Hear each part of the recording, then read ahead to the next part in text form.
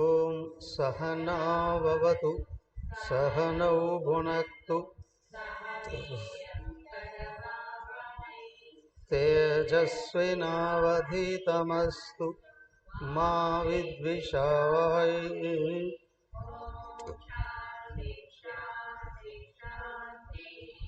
ఓం గురుర్బ్రహ్మా గురుర్విష్ణుః గురుర్దేవో మహేశ్వరః గురురేవ పరం బ్రహ్మ తస్మై శ్రీ గురవే నమః.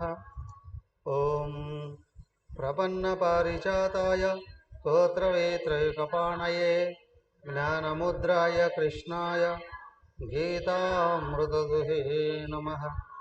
ఓం సచ్చిదానందరూపాయ విశ్వోత్పత్యాదిహేతవే తాపత్రయ శ్రీకృష్ణాయ వయం నమః. హరి ఓం. శ్రీమద్ భాగవతం ఏకాదశ స్కందం 2వ అధ్యాయంలోకి వచ్చాం. మొదటి అధ్యాయంలో యదువంశం ఏ విధంగా నాశనం అయిపోతూ ఉందో చెప్పాడు. తర్వాత శాపం, ఋషుల శాపం చేత యదువంశం అంతా ఎట్లా పోతుందో చెప్పాడు. అట్లా కానీ కొంతమంది మిగులుతారయ్యా చెప్తూ ఇక్కడ జనక మహారాజుకి ఋషభదేవుడి యొక్క కుమారులతో సంభాషణలు కూడా చెప్తున్నాను. అక్కడెక్కడో కృష్ణ చరిత్ర జరుగుతూ ఉంటే సడన్గా ఈ విధంగా ఎందుకయ్యా అట్లా జంప్ చేసేసారు ఇక్కడ అనిపిస్తుంది. కానీ విచిత్రం ఏంటి అంటే శ్రీకృష్ణ అవతారం పరిపూర్ణ అవతారం. ముఖ్యంగా తనను ఆశ్రయించి ఉన్న భక్తులందరినీ ఎలా చేశాడా అని ఇవ్వడం. దానికే భగవాన్ విష్ణువు దశావతారాలు అన్నప్పటికీ కూడా ముఖ్యంగా బాగా చూస్తే భాగవతం ప్రకారం 24 అవతారాలు ఎత్తాడండి ఆయన. ఎన్ని? 24 అవతారాలు. వాటిలో రిషభ అవతారం అనేది కూడా ఒకటి. మోహిని, కపిలుడు, అలా హంస, అలాగే ఇది కూడా ఋషభ అవతారం ఒకటండి. చాలా సంవత్సరాలు జీవించాడు ఆయన. 100 మంది కుమారులు కదా. వాళ్ళ చరిత్ర ఏం జరుగుతుంది, ఎలాగ జరుగుతుంది ఇంతవరకు చదివాం కదా 2 శ్లోకాలు. ఇది చివరిగా అవతార పరిసమాప్తి కాబోతుంది అని తెలుసుకొని ఋషులందరూ వచ్చి కృష్ణ భగవానుని కలుస్తూ ఉన్నారు. ఆ సందర్భంలో నారద మహర్షుల వారు పదే పదే వస్తూ ఉన్నారు. ఓ పార్టీ ప్రధానమంత్రి పదవిలో, అదే సెంట్రల్ గవర్నమెంట్ నిర్వహిస్తుంది, అందులో వ్యక్తి ప్రధానమంత్రిగా ఉన్నాడు. ఆయన దిగిపోదామని అనుకున్నాడో, లేదా వేరే వాళ్ళని పెడదామని అనుకున్నాడో, లేదా ప్రభుత్వ కాలం అయిపోయింది, మళ్ళీ ఎలక్షన్ జరగాల్సిన పరిస్థితి వస్తుందో అప్పుడు మంత్రులందరూ కలుస్తారు. అంతేకాదు బడా బిజినెస్ మ్యాగ్నెట్స్ ఉన్నారే వాళ్ళందరూ వస్తారు. అది ఇంకా ఏ బిల్లులు అయితే పెండింగ్లో ఉన్నాయో అవన్నీ సైన్ చేయించుకోవడం కొరకు నేరుగా కొంతమంది, ఇండైరెక్ట్గా కొంతమంది కలవడం అనేది జరుగుతూ ఉంటుంది. ఇక్కడ కూడా అయ్యా సాక్షాత్తు సకల లోకనాయకుడు భగవంతుడు విష్ణుదేవుడు కృష్ణావతారాన్ని పరిసమాప్తి చేయబోతూ ఉన్నాం. దానికి చేయాల్సిన పనులు ఏమేమి ఉన్నాయా? నారదుడు ఏమీ చెయ్యనట్లే ఉంటాడు, కానీ అన్నీ చేసి పెట్టేవాడు ఎవడు? నారదుడని ఏమైనా చేయగలడండి, అన్నీ చేసి పెడతాడండి.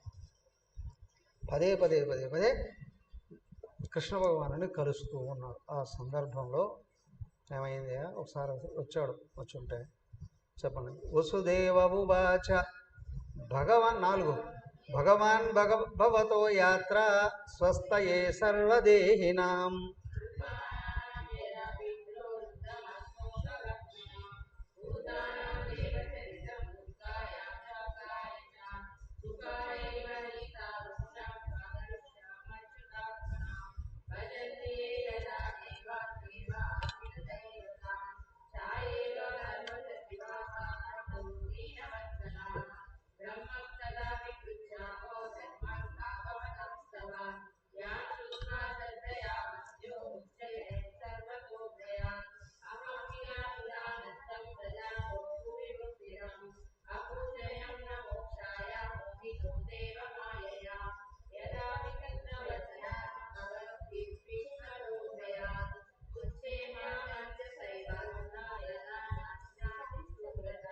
ఓకే, మనం వసుదేవుడు చెప్తూ ఉన్నాడట.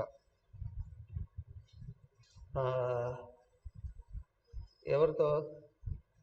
నారదుల వారు వచ్చారు కదా, ఆయన మాట్లాడుతూ ఉన్నాడు. ఆయన అడిగాడు కదా, ఉపదేశం అడిగాడు కదా. ఉపదేశం అంటే చెవులో ఏదో మంత్రం చెప్పడం కాదు, జీవితాన్ని ముక్తిని పొందాలి అని అంటే చేయాల్సినటువంటి ఇది విధానం అంతా ఏంటయ్యా. ఆయన మాట్లాడుతూ చెప్పాడు, అయ్యా సాక్షాత్ నీ కొడుకు భగవంతుడు అయ్యున్నా ఆయన అడగవే అనేటట్లు కూడా ఆయన చెప్పాడు కదా, చెప్తూ ఉన్నాడు. అదే సందర్భంలోనే నడుస్తూ ఉంది కదా. సందర్భంలో ఏమిటి అంటే, ఈయన మహాత్మా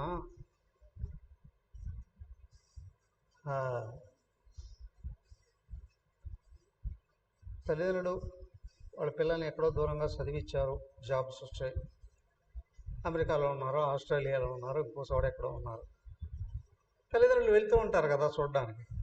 ఎందుకు వెళ్తారు? ఏమో రకరకాలుగా చెప్తారులే అండి కదా. కానీ నిజంగానే ప్రేమ సంబంధం ఉంది, అవునా? తల్లిదండ్రులు వెళ్ళారు ఒకరికి, తల్లిదండ్రులు వస్తున్నారు అని అంటే నిజంగా ప్రేమ సంబంధం కలిగిన ఆ పిల్లలకి ఎలా ఉంటుంది? ఎదురు చూస్తారు.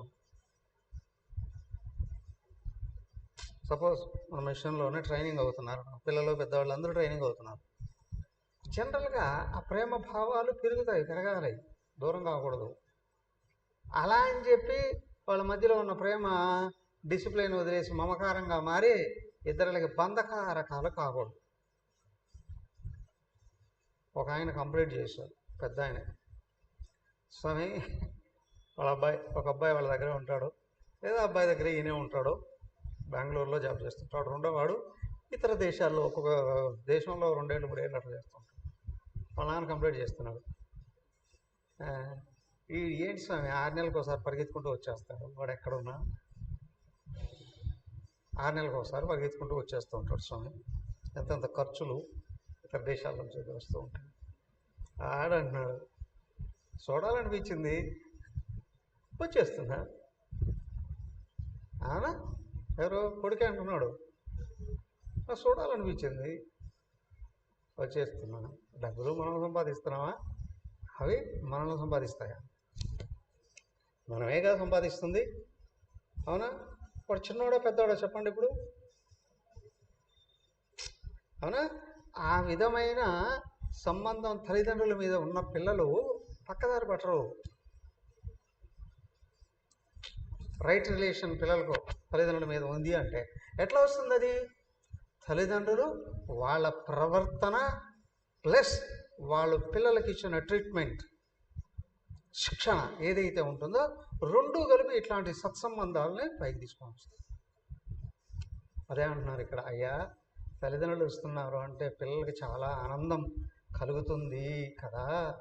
అలాగే భగవత్ సాక్షాత్కారం పొందిన మహాత్ములుగాను వస్తున్నారు అని అంటే వాళ్ళ శిష్యులైనటువంటి వాళ్ళకి లోపల అలాంటి ఆనందం కలుగుతుంది. నిజమా అబద్ధమా? నేరుగా చూసాం ఆశ్రమంలో ట్రైనింగ్ అయ్యేటప్పుడు. అమ్మగారు ఎట్లా వచ్చేవారు, 10 రోజులు 15 రోజులు ఉండేవారు. ఎలా అయితే 10 రోజులు వెళ్ళిపోతుండేది. కొడకు వస్తే ధర్మవీర కోర్సు ఉండేది, అది సంవత్సరం కోర్సు, సంవత్సరానికి 11 నెలలకి అయిపోవాలి. దానికి చాలా సబ్జెక్ట్స్ ఉండేటివి. అలాగే వచ్చేవారు, వస్తే 15 రోజులు, 20 రోజులు, నెల రోజులు ఉండిపోయారు. ప్రతి నెలలో అటెండ్ అయ్యేవారు. వెళుతున్నారు అని అంటే అందరికీ ఏదో పోగొట్టుకున్నట్టు అనిపిస్తుంది. ఎవరికి? స్టూడెంట్స్కే కాదు, పెద్దవాళ్ళకు కూడా, వానప్రస్థులైనటువంటి వాళ్ళకు కూడా. ఆ వానప్రస్థులుగా ఉన్న వాళ్ళే అన్ని రకాల డిపార్ట్మెంట్లో పనులు చేసేవారు. డైనింగ్ హాల్ ఒకరు, కిచెన్ ఒకరు, హాస్టల్ ఒకరు, హాస్పిటల్ ఒకరు, ఆఫీస్, అందరూ వాళ్ళే రిటైర్డ్ పర్సన్స్ చేసేవారు. వాళ్ళకు కూడా అమ్మగారు వస్తున్నారు అని అంటే ఒక్కసారి ఆకాశంలో ఇది గాలిలో తేలాడుతున్నట్టు 60 ఏళ్ళు 70 ఏళ్ళు వాళ్ళు పరుగులు తీసి పనులు చేసేవాళ్ళు. ఈయన అంటున్నాడు, ఓ మహాత్ముడు వస్తున్నాడు, ఆత్మజ్ఞాని అయిన వాడు అంటే అందరికీ ఆనందదాయకంగా ఉంటుంది. దానికే అన్నారు, వసంత ఋతువు వస్తూ ఉంటే ప్రకృతి ఏ విధంగా అయితే కళకళలాడుతుందో వివేక్షణం వల్ల చెప్పాడు. వసంత వల్లోక చరంతి సంతో. సజ్జనులైనటువంటి వాళ్ళు వస్తున్నారంటే వసంత ఋతువే వస్తూ ఉన్నట్లే. వాళ్ళు వచ్చారు అంటే ప్రకృతి పులకిస్తుంది, జనాలందరూ ఆనందిస్తారు. అంతేకాదండి, ఒక్కొక్క ఋతువులు ఒక్కొక్క రకమైన కాయలు పళ్ళు ఇట్లాంటి పండుతూ ఉంటాయి కదా. కానీ ఒక మహాత్ముడు వస్తే అన్ని ఋతువులు పండేవి వచ్చేస్తూ ఉంటాయి. అక్కడికి ఎట్లా వస్తాయో తెలియదు, అన్నీ వచ్చేస్తూ ఉంటాయండి. అలాగే ఇదిగో మహానుభావ నారద, నువ్వు వస్తున్నావు అంటే మాకు అట్లా అనిపిస్తూ ఉందండి.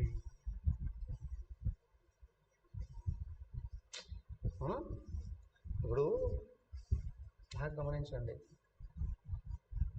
స్వయంభూ దేవాలయాలలో లోపలికి వెళ్ళి ముట్టుకొని నమస్కారం చేసుకోవచ్చు జనరల్గా.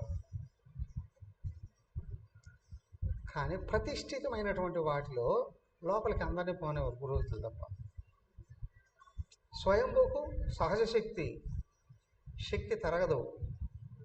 ఎంతమంది వచ్చినా ముట్టుకున్నా ఏం కాదు. కానీ ప్రతిష్ఠితమైన వాటిలో నిరంతరం శక్తిని నింపుకోవాలి కదా. సో కాబట్టి ఏమండి అది ఎట్లా అంటారని, ఏం లేదయ్యా, మీ ఇంటికి జనాలు వస్తూ ఉన్నారు అని అనుకోండి, ఒక్కొక్కరు వచ్చినప్పుడు ఒక్కొక్క వైబ్రేషన్ రాదు, అవునా కాదా? ఒక్కొక్కరు వస్తున్నారంటే వైబ్రేషన్ ఒక్కొక్క విధంగా ఉంటుంది. ఒకరు వచ్చారంటే మీరే బ్రతిమాలుకుంటారు, ఇంకో రోజు ఉండరాదా, ప్రేమపూర్వక నింద ఆరోపణలు కూడా ఉంటాయి. ఆ విధంగా అయినా నిలబడతారు ఇంకో రోజు అని కదా. కొంతమంది వచ్చారు అని అంటే, తినేసి వచ్చావుగా, అవునా, వెంటనే వెళ్ళిపోతున్నా అనేటట్లు. ఎందుకంటే వీళ్ళు ఇక్కడ ఉండొద్దండి, వెళ్ళిపోతూనే మంచిదండి. ఒకనొక చోట గృహప్రవేశానికి వెళ్తే వాళ్ళ ఇంట్లో ఏంటి అంటే, ఆయనకు దాదాపు 5-6 మంది అన్నదమ్ములు, ఒక్కరు కూడా లేరు అక్కడ. వాళ్ళ ఆవిడకు సంబంధించిన బంధువులు లేని వాళ్ళందరూ ఉన్నారు. ఇదేంటే వాళ్ళంతా ఉన్నారు వీళ్ళంతా లేరే అని అంటే ఆయనే మాట్లాడాల. ఆ తర్వాత వాళ్ళు పిల్లలు అంటారు, నెగిటివ్ వైబ్రేషన్ స్వామి, అందుకే పిల్లలు వచ్చినప్పటి నుంచి పొడిచి పెట్టి మాకు నీరసం వచ్చేటట్టు చేస్తారా, చూసి పిలవడం మానేశాం స్వామి. అయ్యా నారదా, నువ్వు వస్తున్నావంటే మా ఒళ్ళు పులకరిస్తూ ఉంది. ఎవరిలో పాజిటివ్ వైబ్రేషన్ పెరుగుతూ ఉందో వాళ్ళు వస్తున్నారంటే ఆనందం కలుగుతుంది. అయితే ఇంకొక విషయం కూడా, మనలో నెగిటివ్ పెరిగిపోయింది అని అనుకోండి, పాజిటివ్గా ఉన్న వాళ్ళు వచ్చినా లోపల భయాలు ఏర్పడవు. దానికే అన్నారు, నిజమైన భక్తులైన వాళ్ళు దేవాలయాల్లో నేరుగా దేవుడికి వెళ్ళి మొక్కుకోవడానికి చాలా ఇష్టపడతారు. అవునా, నిరంతరం దుష్టమైన కర్మలు చేసేవాళ్ళు ఉన్నారే, దేవుడి దగ్గర కూడా వెళ్ళరు. ఒకవేళ వెళ్ళినా వాళ్ళ దేవుడికి దాన ధర్మాలు ఏమైనా చేసినా లోపల దాకా వెళ్ళి ఆయన ముట్టుకోవడానికి అస్సలు సాహసించరు. తెలుసు వాళ్ళు చేసే పాపాలు వాళ్ళకి. అవునా.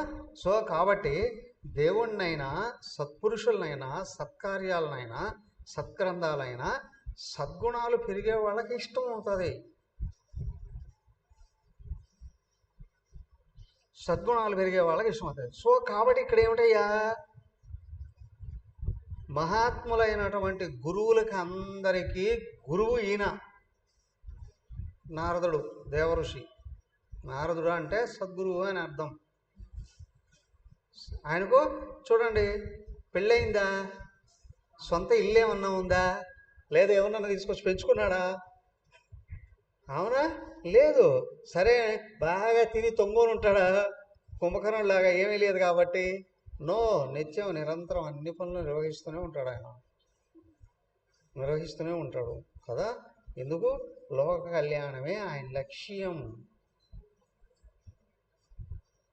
కాబట్టి వాళ్ళు ఎక్కడికి వస్తే ఆ విధంగా ఆనందం కలుగుతూ ఉంటుంది. సో కాబట్టి ఏంటి అంటే, మానవుల యొక్క జీవితం వాళ్ళ కర్మ ఫలాల మీదనే ఆధారపడి ఉంటుంది. ఏ వ్యక్తి అయినా కొంతమంది వాళ్ళు చేయకూడని నాటివి చేస్తూ చేస్తూ మహాత్ములు కూడా నిందిస్తూ ఉంటారు. దేవుణ్ణి కూడా నిందిస్తాడు. దేవుడు కూడా పక్షపాతం అండి. మహాత్ములు కూడా చెడిపోయారండి. ఏమైంది అంటే, మాకు కష్టాలన్నీ వస్తున్నాయండి. నువ్వు పాపాలు చేసి కష్టాల పాలవుతూ మహాత్ముల్ని, దేవుణ్ణి కూడా నిందిస్తావా? అవునా? దానికే ఇప్పుడు చూడండి, ముస్లింలు, క్రిస్టియన్లో సచ్చినట్టు వారానికి ఒక రోజైనా వాళ్ళ దర్గాకో చర్చికో వెళ్ళి తీరుతారు. వాళ్ళు ఏ మతాల్లోకి మారరు. అవునా? హిందువులు అందరూ వెళ్తారా? ప్రతిరోజు వెళ్తారా? లేదు, వారానికి ఒక రోజైనా ఏమయ్యా క్లాసులు జరుగుతుంది, వారానికి ఒక రోజు సత్సంగానికి రావచ్చు కదా, రారు. అవునా? దైవ దృష్టి లేదు. కష్టాలు రాకుండా ఏం చేస్తాయి? ఏదైనా ఒక చిన్న విషయం ఎదురైందిరా అంటే నెగిటివ్గా రెస్పాండ్ అయిపోయి, నెగిటివ్గా రియాక్ట్ అయిపోతారు. వాటి వల్ల కష్టాలు తెచ్చుకోవడం. ఈ కష్టాలు పోవట్లేదు, ఎప్పుడో ఒకసారి దేవుడి దగ్గరికి వెళ్ళి నా కష్టాలు తీసేయ అంటే పోతాయా? పోతాయా? అప్పుడేంటి, ఇదే సందని చెప్పే అన్య మతస్థులు వస్తారు. మీ దేవుడికి శక్తి లేదు, అందుకే మీకు కష్టాలు వస్తున్నాయి. మా దేవుడు చాలా శక్తివంతుడు, మా దేవుడి దగ్గరకు వస్తే, మా మతంలోకి వస్తే మీ కష్టాలన్నీ వెళ్ళిపోతాయండి. అవునా? సందు చూసి వచ్చేస్తున్నారు వాళ్ళు. అదే నువ్వు కానీ ప్రతినిత్యం కొద్దిసేపు అయినా దైవారాధన చేసుకోగలిగేటట్లయితే నీ తప్పులు నీకు తెలుస్తాయి, నువ్వు సర్దిద్దుకోవచ్చు, రాబోయే కష్టాలను సగం ఆపివేయచ్చు, నువ్వు హాయిగా ముందుకు వెళ్ళడానికి అవకాశం ఉంది. అది జీవిత దానితో బాగా గమనించి చూస్తే ప్రపంచంలో అన్ని రకాల స్వేచ్ఛ అవకాశాలు, అవునా, మహా ఋషులు, దేవతలు, శాస్త్రాలు అన్నీ ఏ మతానికి ఎక్కువగా ఉన్నాయి?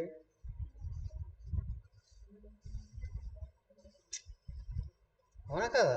హిందూ మతం. బాగా గమనించి చూస్తే అలా ఏ మతములో ఉన్నవాళ్ళ అయినా సత్య సంప్రదాయాలు కలిగి ఉన్నారు, నైతిక జీవితాన్ని కలిగి ఉన్నారు, ఉత్తమమైన విలువలతో జీవిస్తూ ఉన్నారు, ఇతరులను దూషించకుండా అందరినీ గౌరవించాలి అనేటువంటి భావంతో వెళుతూ ఉన్నారు. స్పష్టం కనిపిస్తుంది కదా. మరి ఎందుకు నువ్వు అనుసరించవు? నీ కర్మ, నువ్వే చెడగొట్టుకున్నావు, నువ్వే పతనం అయిపోతున్నావు. సరే అండి, వాళ్ళ మతాలు పెరుగుతూ ఉన్నాయి, వాళ్ళు ఏమైనా అందరూ సుఖంగా ఉండాలని కోరుకుంటారా? లేదు. సెంటిమెంట్ చూసుకొని ఏదైనా కష్టాలు వచ్చినప్పుడు వచ్చి దూరి, అవునా, డైవర్ట్ చేసి పారాడు. దేని కొరకు? కేవలం అధికారాల కొరకే. మంది మన బలం పెంచుకొని అధికారాలు ఎక్కించుకొని అందరినీ నాశనం చేస్తున్నాం. చూస్తున్నాం కదా, ఇప్పుడు అసెంబ్లీలో చూస్తున్నాం, పార్లమెంట్లో కూడా చూస్తున్నాం. నాయకులే అయినా ఏం చేస్తున్నారు? లోపల సత్సంస్కారం లేదు అని అంటే అందరి సుఖాన్ని కోరుకోలేరు వాళ్ళు. ఎవరైనా సరే ఏ మతంలో అయినా ఉండనియండి. చెప్తున్నాడు చూడండి, శ్రీ సుఖ ఉవాచ 10 రాజన్నేవం కృత ప్రశ్నో వసుదేవేన ధీమత ప్రీతస్తమాహ దేవర్షిర్హరే సంస్మరితో గుణై నారద ఉవాచ సమ్యగేతద్వ్యవసితం భవతా సాత్వదర్శభ యత్పృచ్ఛసే భాగవతాం శ్రుతోను పఠితో ధ్యాత అదృతో నానుము సద్యః పునాది సద్ధర్మో దేవ విశ్వధ్రువో హి త్వయా పరమ కళ్యాణః పుణ్యశ్రవణ కీర్తనః స్మారితో భగవానద్య దేవో నారాయణో మమ అత్రాప్యుదాహరంతీమం ఇతిహాసం పురాతనం హర్షబాణాంశ ప్రియవ్రతో నామ సుతో మనో స్వయంభువస్య తస్యామగ్నీంద్రస్తదో నాభిః తమాహుర్వాసుదేవాంశం మోక్షధర్మ వివక్షయ అవతీర్ణం సుతశతం తేషాం వై భరతో జ్యేష్ఠో విఖ్యాతం వర్షమేతద్యన్న సభుక్త భోగాన్ త్వక్తేషు నిర్గతస్తపసా హరిం ఉపాసీనస్తద్భవనీం వైజన. ఓకే, శ్రీ శుభవాచ. ఆ విధంగా వసుదేవుడి చేత అడగబడినటువంటి నారద మహర్షి ఇలాగా చెప్తున్నారు, అయ్యా చాలా కరెక్ట్గా అడిగావు. ఇది మానవులకు అందరికీ అవసరమైనటువంటిది. శృతోనుబడితో ధ్యాతాలతో నానుమోదిత సద్య పునాది సద్ధర్మో దేవ విశ్వత్తువు. సో కాబట్టి ఇక్కడ ఎవరు ఇతరులకి చెడు సంకల్పించకుండా, అవునా, ఉత్తమమైన దాన్ని వింటూ పఠిస్తూ, భగవంతుడి నామాన్ని వింటూ స్మరిస్తూ పఠిస్తూ, అవునా, అందరి ఆమోదాన్ని పొందుతూ ఉన్నారు, అనుగ్రహాన్ని పొందుతూ ఉన్నారు, ఋషుల అనుగ్రహాన్ని పొందుతున్నారు, వాళ్ళు తరించిపోతూ ఉన్నారయ్యా. భగవంతుడు నారాయణ భగవానుడి యొక్క అద్భుతమైన లీలలు ఈ విధంగా ఉంటాయి. ఆయన్ని ఆశ్రయించి ఆయన్ని పూజిస్తూ స్మరిస్తూ అనుసరిస్తూ ఉన్నవాళ్ళు తప్పనిసరిగా జీవితంలో తరిస్తారు. అయితే ఈ విషయంలో పూర్వం ఒకానొక సమయంలో ఒక అతి అద్భుతమైన చరిత్ర ఒకటి ఉంది. దాని గురించి చెప్తాను నీకు ఇప్పుడు.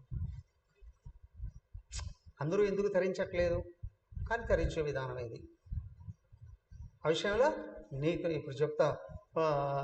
ఏమయ్యా, పూర్వం ఒకానొక సమయంలో జనకుడికి ఋషభదేవుడికి ఒక సంవాదం జరిగింది. ఆ ఋషభదేవుని యొక్క కుమారులకి అదొక సచ్చరిత్ర, ఒక ఇతిహాసంలో ఉంది. అయ్యా, స్వయంభూ మనువుకి ఇద్దరు కొడుకులు, వాళ్ళలో ప్రియవ్రతుడు ఆయన ఒక ఆయనకి సుతుడు అగ్నిధ్రుడు అని, ఆయన పుత్రుడు నాభి. ఆ నాభి యొక్క తనయుడు ఋషభుడు, ఋషభ చక్రవర్తి. ఆయనకి అన్ని రకాల సద్గుణాలన్నీ ఉన్నాయి. ఎందుకు అంటే ఆయన సాక్షాత్తు శ్రీహరి యొక్క అంశతో పుట్టాడు. ఇక్కడ ఋషభదేవుడు చాలా గొప్పగా చెబుతారు. ఋషభ గీత అని కూడా ఉంది, ఆయన బోధించిన గీత అనేది కూడా ఉంది. ఆయన చాలా ఏళ్ళు బతికాడు. కొన్ని సంవత్సరాల పాటు బాహ్య స్పర్శే లేకుండా జీవించాడు. కొన్ని సంవత్సరాలు మలమూత్రాలు పోతూ ఉన్నట్టు కూడా తెలిసేది కదా. అయితే ఎట్లా జీవించారండి? ఆయన మలమూత్రాలు పోతేనట ఇది కొన్ని కిలోమీటర్ల దూరం అతి అద్భుతమైన సువాసనలు వెచ్చలేడుబట. ఆయన ఏమిటి అంటే సాక్షాత్ నారాయణమూర్తి కదా. ఏమిటి అంటే అదంతా చెప్పడమే, నారాయణ నుండే ప్రపంచం అంతా వచ్చింది కదా, ప్రపంచం అంతా. సో ఇక్కడ బాగా గమనిస్తే చూడండి, ఎవరికి దైవ అపేక్ష ఉందో వాళ్ళు ఉండే స్థానము, వ్యవహరించే తీరు, వాళ్ళ పనులు, వాళ్ళ ఆచారాలు, వాళ్ళ ఆశయాలు ఉన్నతంగా మారుతాయి. ద ఫస్ట్ థింగ్, ఇల్లు కట్టుకోవాలి. ఎక్కడ కట్టుకుంటారండి? ఇల్లు కట్టుకోవాలి అని అనుకున్నాం. ఇల్లు ఎక్కడ కట్టుకుంటారు? సత్పురుషుడు ఎక్కడ కట్టుకుంటాడు? ఏదైనా మంచి ఉన్నతులైనటువంటి సమాజం కలిగిన మధ్యలో కలుగుతారు.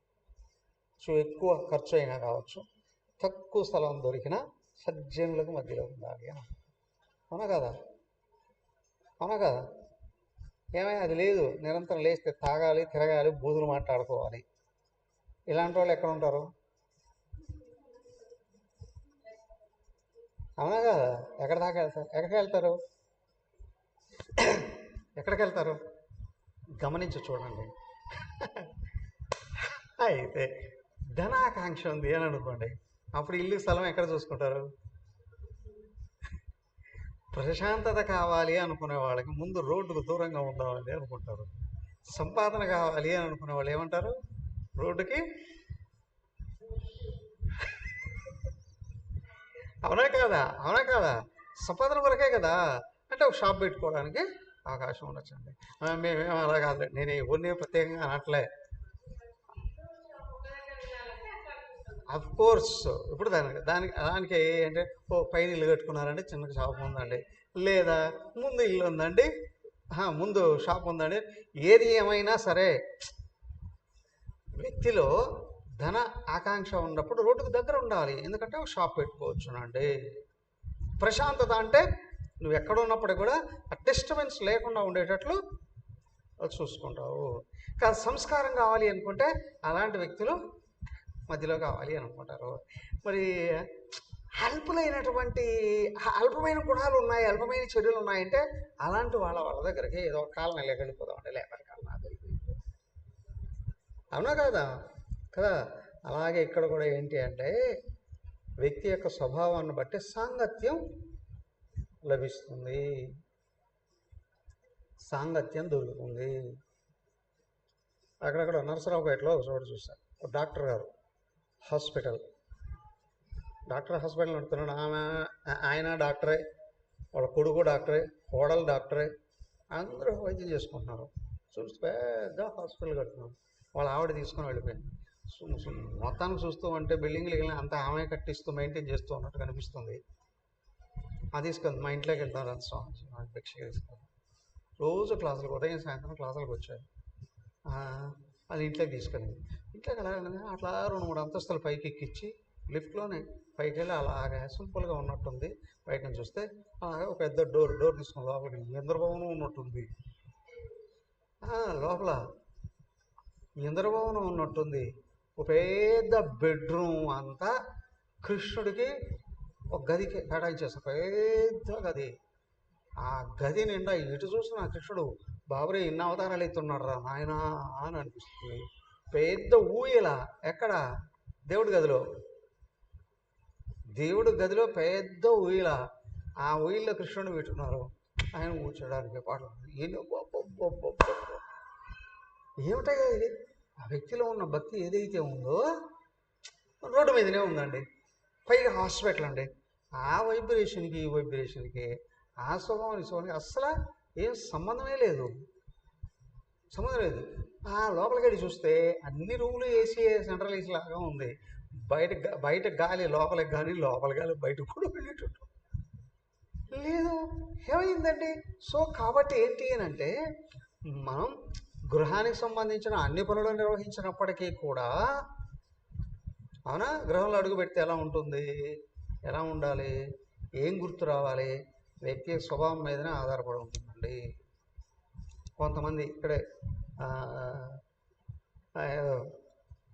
ప్రారంభ సమయంలో ఎప్పుడు 96, 98 ఆ టైంలో జ్ఞానయజ్ఞాలకు తిరుగుతాం. చూస్తూ ఉండేవాళ్ళు. ఊర్లోకి వెళ్తే అయ్యా ఇక్కడ జ్ఞానయజ్ఞాలు స్వామికి సపరేట్గా రూమ్ కావాలి అంటే మా దేవుడికి చాలా బాగుంటుందండి ఏంటంటే దేవుడి గది చూస్తే దేవుడి గది నిండా ఉల్లిపాయలు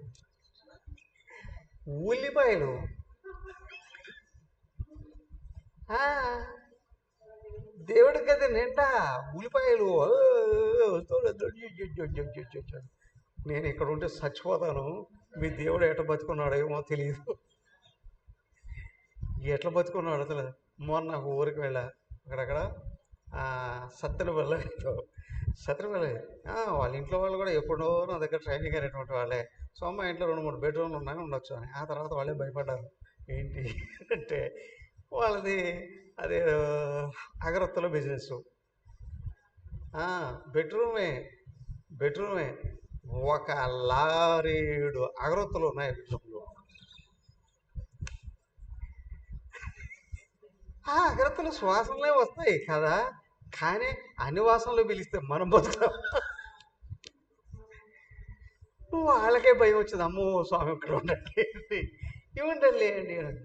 సో ఇక్కడ ఏంటి అని అంటే మనసును ఖాళీ చేసుకొని ప్రశాంతంగా ఉండదలుచుకున్నటువంటి వాళ్ళు అలాంటి వైబ్రేషన్ని క్రియేట్ చేసుకుంటారు లోపల బయట అంతటా కూడా. సో అలాగే ఈయన ఋషభదేవుడు ఉన్నాడే, ఋషభదేవుడు అని అంటారు ఆయన ఉన్నాడే స్పృహలోనే లేడు, కోమాలో ఉన్నట్టు ఉన్నాడు. అయ్యా అది కోమా కాదుట, ధ్యానంలో 7వ స్థితి అంటారండి. ప్రాపంచిక స్పృహే లేదండి, సంపూర్ణ ఏకత్వంలో. ప్రపంచం ఉన్నట్టు కూడా స్పృహ లేదండి. ప్రపంచం ఉన్నట్టు స్పృహ లేదు అంటే దేహ తాదాత్మ్యమే లేదు అని, దేహ తాదాత్మ్యమే లేదండి. దానికేగా జనకుని విదేహుడు అన్నారు, అవధూత చక్రవర్తి. అవునా? ఈయనేమో దశరథుడు మొత్తం రాజ్యాన్ని పరిపాలిస్తున్న చక్రవర్తి. ఆయన అప్పుడు జనక మహారాజ్ చిన్న దేశం, అది నేపాల్లో చిన్న దేశం కదా. ఆయనతో వియ్యం అందుకోవడానికి ఈయన ఆలోచిస్తూ ఉంటే వశిష్ఠ మహర్షి చెప్పాడు, అయ్యా జనకుడు అవధూత చక్రవర్తి అయ్యా, ఆయనతో వియ్యం అందుకోవడం అంటే అత్యంత గొప్పదనమేనయ్యా. ఎవరు మన సెంట్రల్ ఫైనాన్స్ మినిస్టర్ ఎవరు? అవునా? ఎంత నిరాడంబరంగా ఉంటారు. ఆ పదవి ఏంటి, ఆ ఉండేదేంటి? అవునా కదా? అవునా? నోరు తెరిస్తే ఎంత కమాండింగ్ ఉంటుంది. అవునా కదా? బయట నుంచి చూస్తే ఏ నిర్భాగ్యురాలులాగా. అవునా కదా? సింపుల్. అవునా?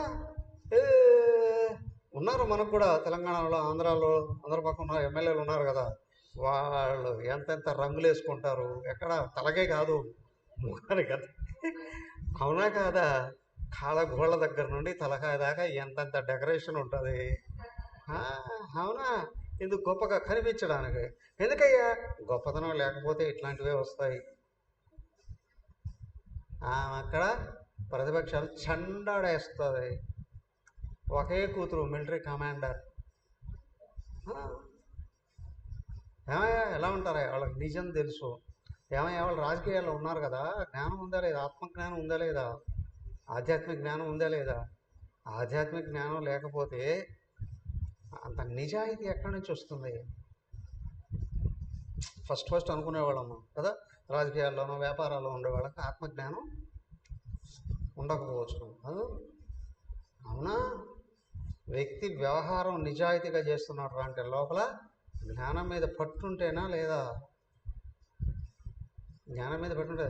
దానికే చెప్పింది జనకుడు మొదలైనటువంటి ఋషులందరూ జీవన్ముక్తులయ్యే వ్యవహారాలన్నీ కూడా నిర్వహించారు. అందుకే మన రాజులైన వాళ్ళందరూ 4వ అధ్యాయం చెప్పారుగా, 3-4 అధ్యాయాల్లో మన రాజులందరూ ఋషులయ్యా, రాజ ఋషులు అనేవాళ్ళు. సంపూర్ణ సత్యధర్మాల మీద పట్టు కలిగినటువంటి వాళ్ళందరూ కూడా ఆ వంశంలో ఉన్న ఋషభుడు ఉన్నాడే, ఆయనకు 100 మంది కుమారులు. వాళ్ళల్లో మొదట ఆయన భరతుడు ఆయనే రాజ్యం పరిపాలించాడు. చాలా సంవత్సరాలు రాజ్య పరిపాలన చేశాడు. ఆ తర్వాత ఆయన రాజ్యాన్ని వదిలి వానప్రస్థానికి వెళ్ళిపోయాడు. వానప్రస్థానికి ఆయనే జడభరతుడు ఆ లేడి పిల్లని చూసి ఆయన పాపం చచ్చిపోతే ఏం చేస్తుందో అని అనుకుంటూ దాని మీద దృష్టి పెట్టి దేహాన్ని వదిలి జీవన్ముక్తుడే. కానీ ఒక ఆలోచన కదిలింది అక్కడ. దేహం వదిలేటప్పుడు ఆయన లేడే పుట్టాడు. తర్వాత 4 జన్మలు ఎత్తి ముక్తుడయ్యాడు, జడభరతుడు అనే. ఆయన తర్వాత 99 మంది ఉన్నారు. వాళ్ళల్లో 9 మంది ఉన్నారే ఋషులుగా మారిపోయారు. వాళ్ళు 9 మంది ఋషులు అయ్యారు, తపస్సు చేసి ఋషులు అయిపోయారు. ఏమయ్యా, ఒక ఇంట్లో 4 పిల్లలు ఉన్నారు అని అంటే ఒకరు ఆత్మజ్ఞాని, ఇంకొకరు బిజినెస్లో నెంబర్ 1, ఇంకొకరు పాలిటిక్స్లో. ఉండొచ్చా ఉండకూడదా? వాళ్ళ స్వభావాన్ని బట్టి, వాళ్ళ సమర్థతను బట్టి కదా. అలాగే ఈయన భారతదేశం అనే పేరు ఈయన వలననే వచ్చిందండి. దేశం వై భరతో జ్యేష్ఠో విఖ్యాతో వర్షయిత్. సో కాబట్టి ఇక్కడ ఆయన ఆ భరతుడు వలన మన దేశాన్ని భారతదేశం అని వచ్చింది. ఏమయ్యా, అంతకుముందు ఏమనేవారండి? అజనాభము అనేవారట. అజనాభము లేదా వేదభూమి అనేవారట, యోగ భూమి అనేవారట. ఏంటి అంటే భారతదేశం ఎప్పటి అనాది నుండి ఉంది. భారతదేశం దాని చుట్టూ ఉన్నాయి చూడండి కొన్ని దేశాలు, పాకిస్తాన్, ఆఫ్ఘనిస్తాన్, టిబెట్టు, అవన్నీ కూడా భారతదేశంలో భాగాలే. ఆ తర్వాత ఇతర దేశాలన్నీ కూడా వచ్చాయి కదా. ఆయన రాజ్యాన్ని వదిలేసి అలాగా భగవంతుని ఉపాసించుకుంటూ అలాగా వెళ్ళిపోయాడు కదా. తర్వాత ఓకే, ఆయన తమ్ముళ్ళు 9 ఉన్నారే, వాళ్ళు 9 మంది ఏమో 9 ద్వీపాలకు అధిపతులయ్యారట. 9 మంది చూడండి, 19 చదవండి. తేషాం నవనవద్వీప పతయోస్య సమంతతః కర్మతంత్ర ప్రణేతార ఏకాశీత్ నవాభవన్ మహాభాగా.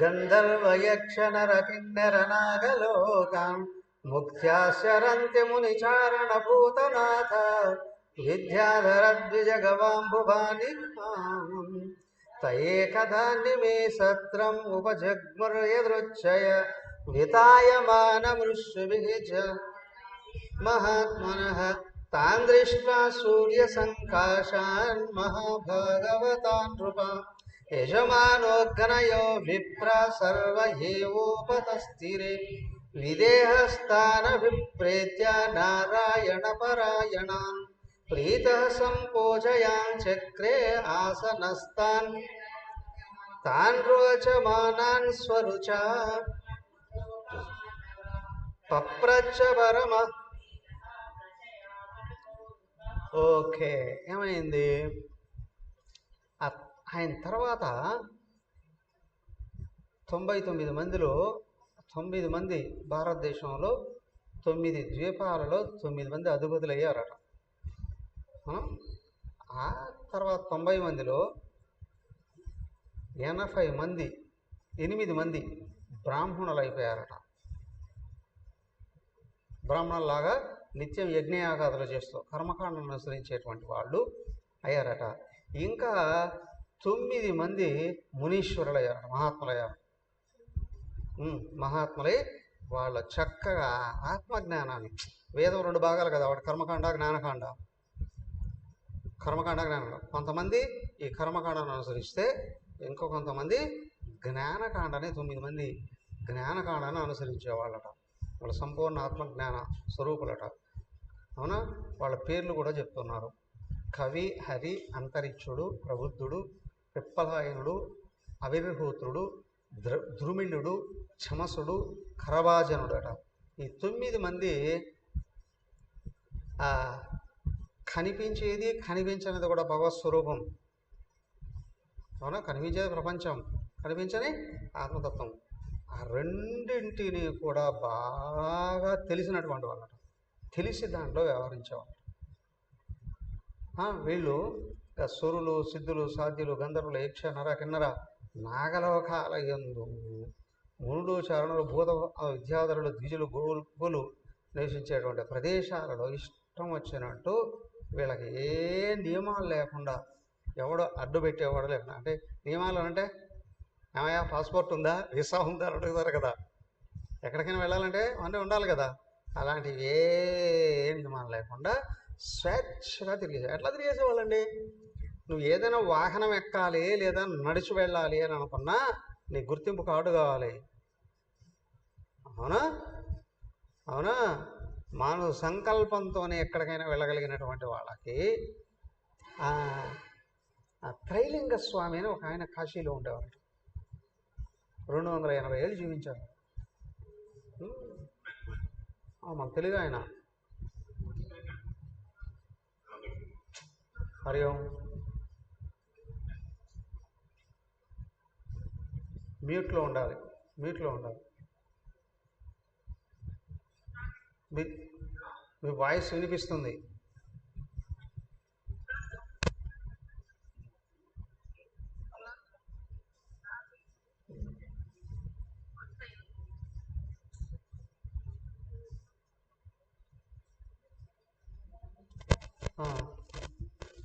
ఎక్కడున్నావు? ఎక్కడున్నావు?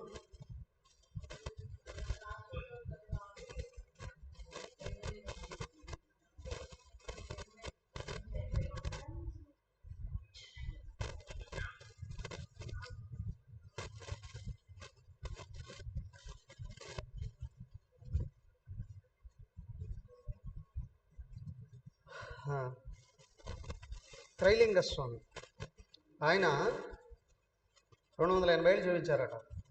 ఆయన ఎక్కడ పడితే అక్కడ కనిపిస్తూ ఉండేటువంటి వాడు. ఆయన సాక్షాత్ రామకృష్ణ పరమహంస చూడడానికి వచ్చాడట, స్వామి వివేకానంద చూడడానికి వచ్చాడట. ఆయన ఆలయంలో ఉన్నాడు కదా శివుడు, ఆయన స్థిర విశ్వనాథుడు, ఈయన్ని చర విశ్వనాథుడు అనేవాడు. నది పొంగి పొర్లుతూ ఉంటే ఆ నది మధ్యలో నీళ్ళలో కూర్చొని ధ్యానం చేసుకుంటూ ఉండేవాడు. ఒంటి మీద నూలు పోకుండేది కాదు, అలా ఉండేవాడట. ఆయన్ని ఎవరో పిచ్చోడు అని అనుకుని అనేక సార్లు బెదిరించారట అప్పట్లో పోలీసు వాళ్ళు, బ్రిటిష్ వాళ్ళు పరిపాలిస్తున్న సందర్భంలో. ఒకసారి పట్టుకొని జైలు వేశారట. జైలు వేసి బయటకు వస్తే జైలు మీద తిరుగుతూ ఉన్నాడట. జైలు మీద ఇక్కడ తిరుగుతున్నాడట. తీసుకెళ్ళి లోపలికి వెళ్ళి చూస్తే లోపల ఉన్నాడట.